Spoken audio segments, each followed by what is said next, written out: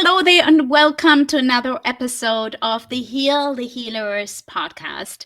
And I'm excited to be with you today. And this episode is all going to be about recapping the recent Heal the Healers retreat.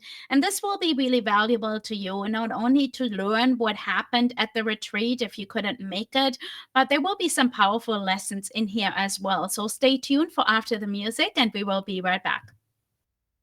Welcome to the Heal the Healers podcast, where we explore the intersection of faith and medicine, discover your God-given potential, and experience Christ's healing in the midst of medical burnout.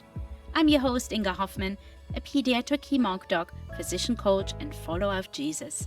Together, we will navigate the challenges of medicine, integrate faith into our personal and professional lives, experience spiritual renewal, and find restoration in Christ.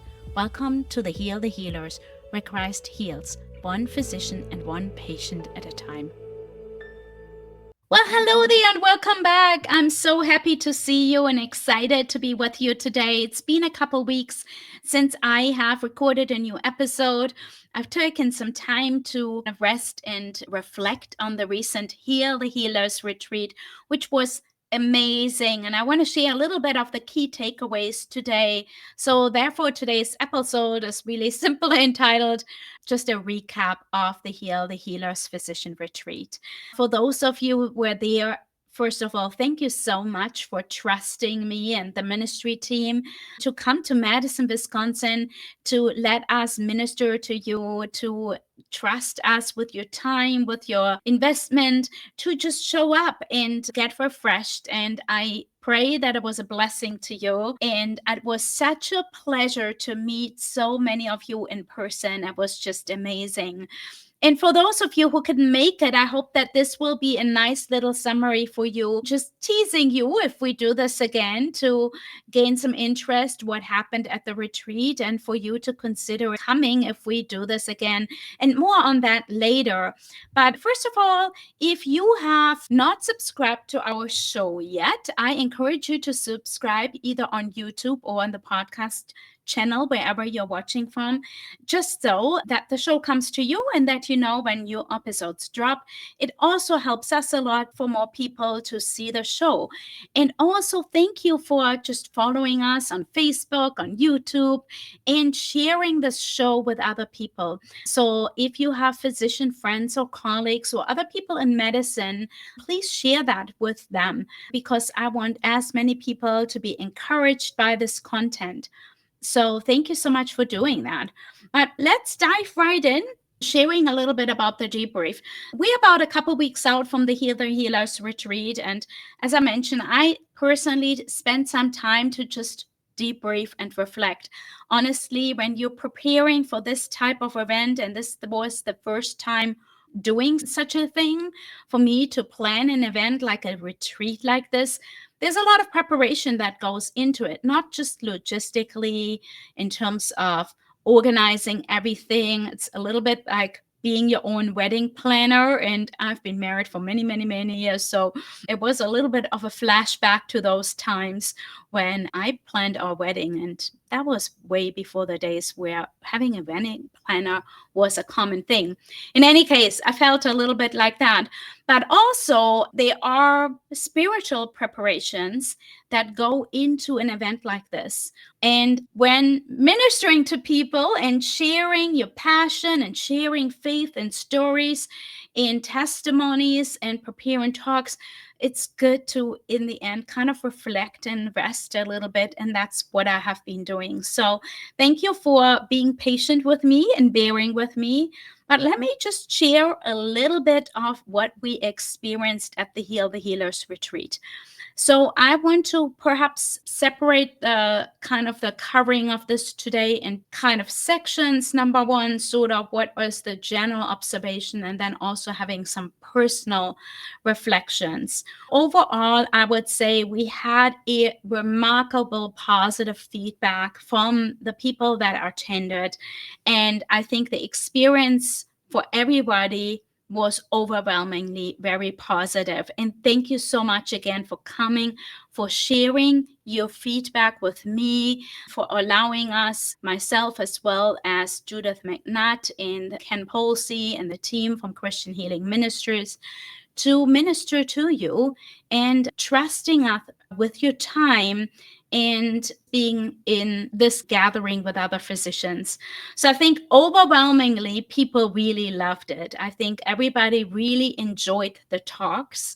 People said it was a bit of drinking from a fire hose because we had a number of talks at the retreat to cover topics like the ministry of healing, the 4 types of healing that we can see from Jesus's ministry. We talked about some difficult topics such as trauma, mental health, how to overcome those, and how the Lord wants to repair those things. So we talked about inner healing and forgiveness. And these can be kind of heavy topics depending on what we have faced in our personal lives, maybe what we have seen in our patients, that are not easy to digest sometimes. And it was beautiful to see, though, the gentleness and just the loving environment that I sensed, and that's the feedback I've gotten so far, that people felt very safe in this very really wonderful group of people, an amazing group of people in this environment, to just sit and listen and learn, but also have personal reflection on their lives, on the topics that we covered. So that was really wonderful to learn about how do I walk out forgiveness? How do I walk out inner healing of things that have really been difficult in my life? Maybe even have to forgive myself for things that as physicians we sometimes feel guilty about. So it was really beautiful to see how people leaned into that. We talked, one of the things that I really loved in one of the topics Judith covered, I think on the topic of inner healing, was talking about the sense that we all have a degree of love deficiency.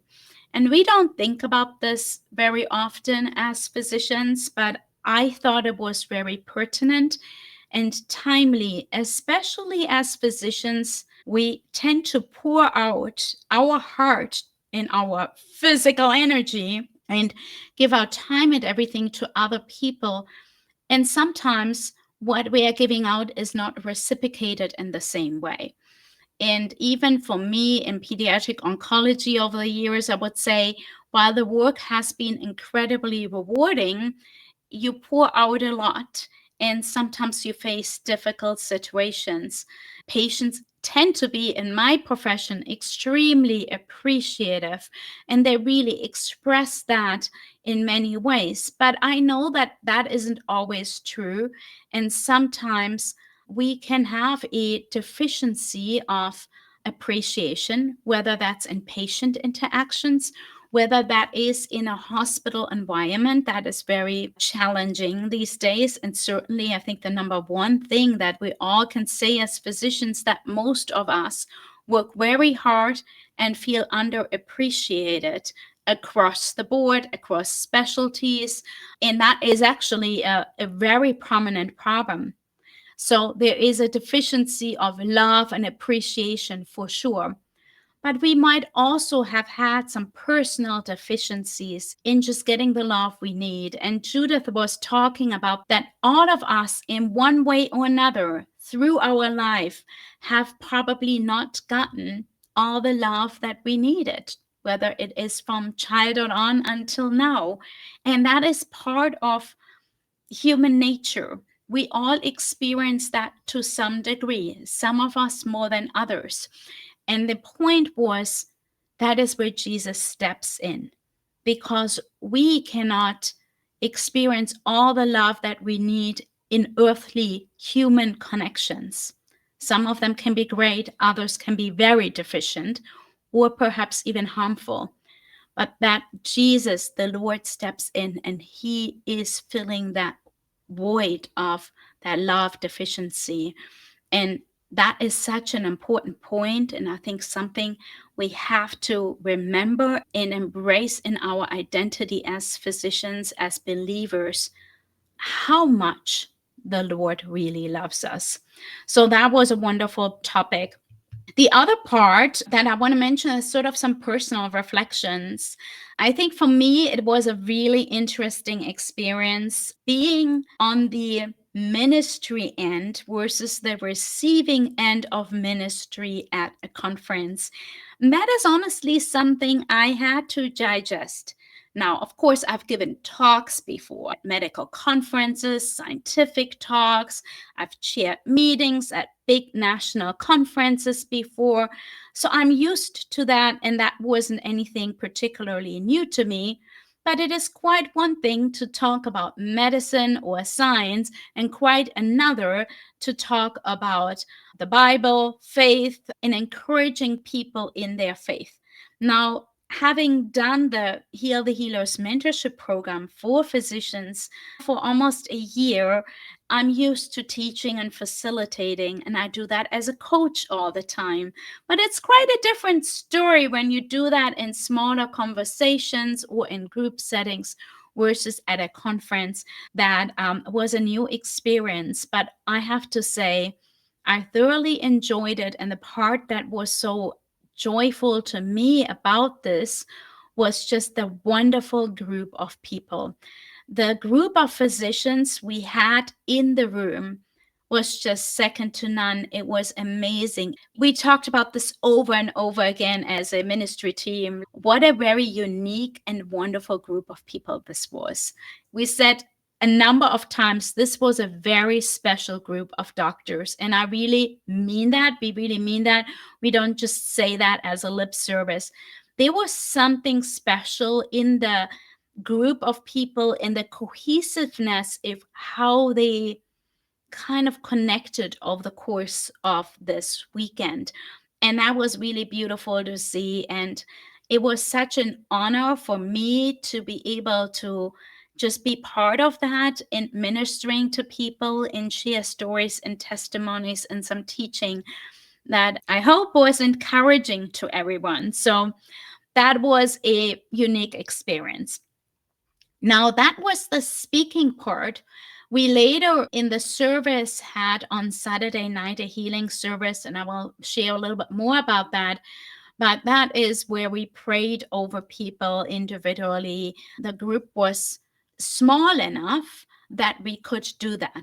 It wasn't so small that it was tiny, but it was small enough that we had that intimate interaction. And also, I think we're able to build the trust over time to actually have people come and get prayer from us for whether they had physical, mental challenges with family, whether they just want to have an infilling of the Holy Spirit and be strengthened in the Lord, whatever it was. And to my knowledge and observation, there wasn't a single person who wasn't coming up for prayer. And it was quite a special moment. That was probably the highlight of the conference or of the retreat for me, was that healing service, just to see how people got touched by the Lord, how God moved in their lives. And I cannot wait to hear testimonies in the future of what God is doing in their lives moving forward. And I'm trusting and praying that God is continuing to move in everybody's life, because that's just the nature of who He is. He isn't just starting something and then say, okay, that was it. It is a starting point of something. The next thing I want to just share a couple other highlights besides the healing service in the end, sort of what were my favorite highlights. Maybe I share three more.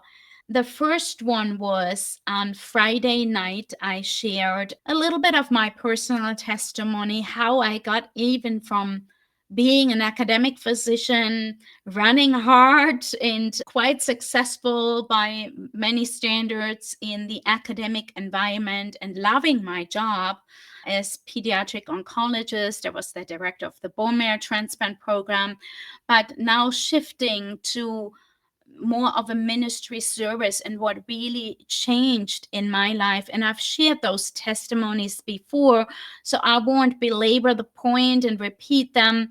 But many of you have heard my testimony of praying for a patient and interceding for one of my patients, and how that really shifted my perspective on prayer. So I was able to share that testimony in more detail at that retreat to really make a case for the Lord can transform us. Even when we're busy physicians, He is working in us, and particularly focused on interceding and praying for our patients, and how the Holy Spirit guides us. How I have learned to listen to the Holy Spirit and get guidance from Him, and how to specifically pray for a patient versus sort of more general prayers for our patients, such as, well, give me wisdom and discernment and those kind of things. You can go back to my first or second episode where I share that testimony if you have not heard it. But now the beautiful part was I was able to bring that family in. And they were so gracious to come, my pediatric patient, that little boy, his sibling, and his mom and dad. And it was such a wonderful, beautiful thing to just see them there, seeing them encouraged, and that we were able to pray over them and bless them as a ministry team. Obviously, they are my patient. They were my primary patients in my professional role. I deeply care about that family.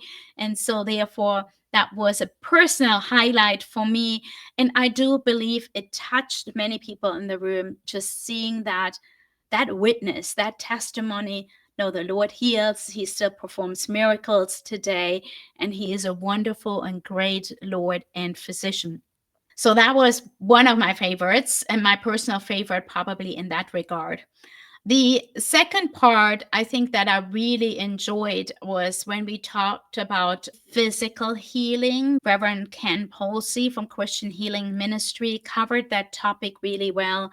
And he shared a lot about his personal journey, having been a minister and a pastor of a church before, and having not really embraced or believed in the gifts of healing, or even praying for the sick for their healing. And he shared his journey of how he learned to really embrace and step into that part of praying for people when they were sick. And it was great to hear it from a pastoral perspective, to say, I didn't believe in this stuff, even I kind of know it's in the Bible, to now I had people encouraging me to step into this. And the short story was that he had some people from Africa in his congregation as, I believe, exchange students or people that were at the university. And he learned praying for people really from them, because that was very normal and natural in their culture, which is in our Western Christian culture not always that prevalent, depending on what denomination you're in. So that was really wonderful to hear that testimony, and hearing his stories for praying with people in the hospital when he was at the University of Iowa, and how he even brought in physicians that were curious to pray for people in the morning before rounds. So that was amazing to hear. Then the last part I want to mention is we had a wonderful, powerful session on generational healing, on looking at spiritual pedigrees. We are very used to looking at our genetic pedigrees from a medical perspective if you study genetic diseases. But what we did in this session to say, okay, let's look at our family pedigrees and learn that there are physical and mental diseases that might travel in our family. That's a medical piece.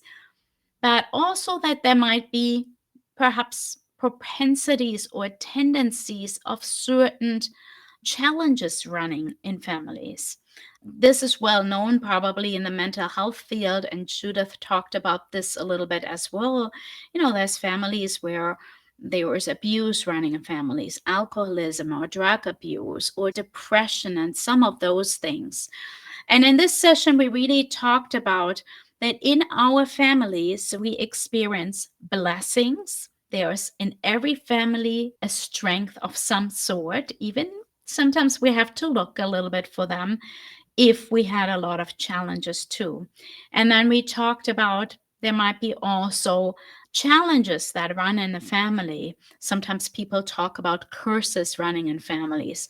So we looked at the blessings and the curses in family lines, in our family trees, and looked at what are the propensities we see, the good ones, which are the blessings, and the not so good ones, which can be harmful.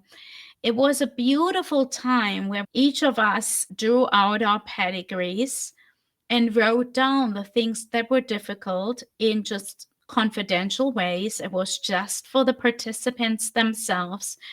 And in the end, we did a generational prayer where we prayed very systematically about things that could come through generational lines, whether it's diseases or mental illness or whatever it might be, and perhaps vows that people made, occult practices people were involved in our families that might have somehow have an effect on us. And the Bible talks more about that.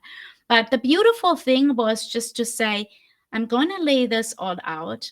And I'm praying against any agreement. I'm coming out of any agreement that myself or past generations or relative have made with anything that is not godly, and just pray sometimes we call it a just in case prayer, even if we're not aware that there was anything obvious going on.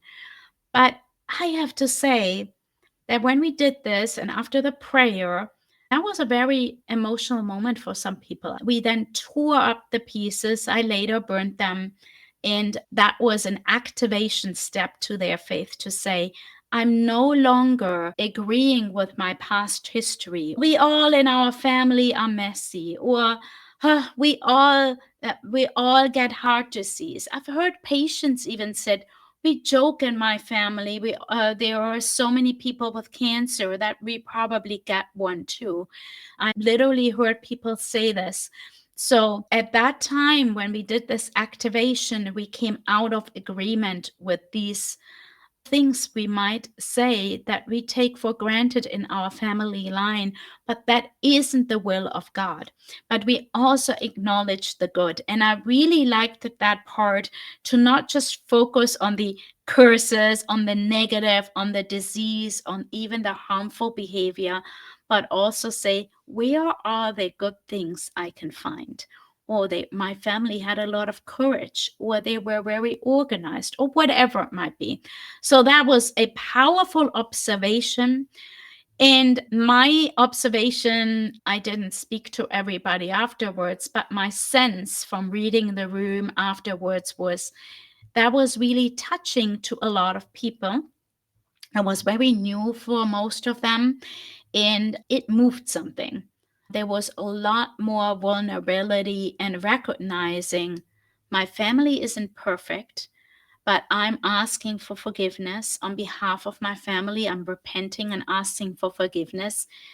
And also, in that sense, we are able to ask for forgiveness to ourselves, even, especially as parents, where we then step into roles that are not often encouraging, where we feel like maybe that's just how I picked it up from my parents.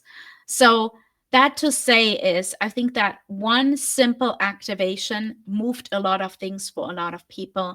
And that was very, very powerful. Just to wrap it up, and I probably will do another episode on the overall trajectory of the retreat and what I felt is happening on a larger spiritual scale as a result of this retreat. I will probably do a separate episode because I think there was something important to dissect here. There are a few prophetic words I had been given in anticipation and prayers that independent people prayed for me for this retreat. And so I want to share that in a separate episode because I think that deserves a little bit more time and reflection. But overall, again, I'm just grateful for the opportunity to minister to people. I'm so grateful for everybody that came. I believe that God did a wonderful thing, that people received healing and restoration, that they certainly got a lot of equipping to think about healing in a little bit of a different way beyond our medical knowledge, and that they will be able to apply that knowledge not only to themselves, their Christian community, but most importantly, to their medical community, wherever that you practice, that people can apply it as they interact with patients. Even just knowing there are more things that meet the eye, and there might be things that are not spoken or overt, but I have now a spiritual understanding on how I look at the patient and how I approach each and every patient in a more holistic way. And I think that is amazing. Almost don't want to speak about anything else that was also fun, which was, it was just a wonderful community. I think what was really nice, they left a lot of room for people to connect over meals. So everything was provided. We had meals and snacks and everything right there. People didn't have to break away and find their own ways and then maybe separate, but they were able to stay together and have conversations over mealtime. So that was really good. I think what I'm hoping to do, if we do this again and lots more reflection to be happening, to have some more extended practical breakout sessions where people start to practice and pray for each other. It's a bit hard to do this in the beginning when you do not get a good sense where people are at. But I think if we do this again, we have something to build up on. And that is definitely something that I think would be wonderful, to increase prayer and activation exercises like the one we did on the generational prayer. So, with that, I welcome you to stay tuned. We'll take it into prayer how a future event will look like. We have to check on the venue and speakers, all those things. Can I foresee that we do this again? And I sure hope in many ways, absolutely yes.